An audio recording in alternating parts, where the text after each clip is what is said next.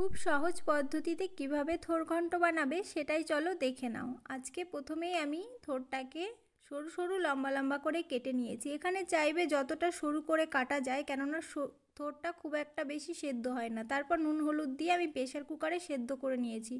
ওই 2 থেকে 3টে মতো সিটি দিয়ে আমি সেদ্ধ করে নিয়েছি। এবার কড়াই গরম করে তাতে তেজপাতা, গোটা জিরে আর শুকনো লঙ্কা ফোড়ন দেব। তোমরা ফোড়নটা যে যার মতো দিতে পারো, কেউ চাইলে গোটা গরম মশলাও ফোড়ন দিতে পারো। তো এবার আমি ডুমো ডুমো করে আলু কেটে রেখেছিলাম, সেই আলুটা দিয়ে হালকা ভেজে নেব। যখনই হালকা ভাজা হয়ে যাবে তখন এর মধ্যে নুন আর হলুদটা আমি দিয়ে দেব।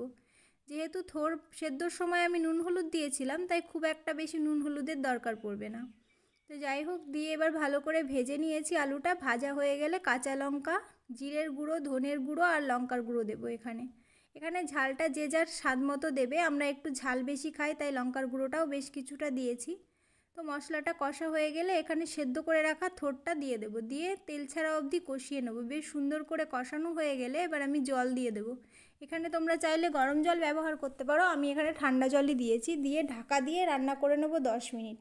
10 মিনিট হয়ে গেলে ঢাকা খুলে একটু নাড়াচাড়া করে এখানে চিনি আর গরম মশলা দিয়ে আবারও একটু 2 মিনিট ধরে নাড়াচাড়া করে আমি নামিয়ে নেব। এইভাবে থোড় রান্না করলে বেশ সুন্দর হয় খেতে। তোমরা কে কীভাবে থোড় রান্না করো অবশ্যই আমাকে জানিও। তো দেখো, দেখতে কত সুন্দর হয়েছে। দেখতে যতটা সুন্দর হয়েছে খেতেও কিন্তু ততটাই সুন্দর হয়েছে। তো একবার প্লিজ বাড়িতে ট্রাই করে দেখো।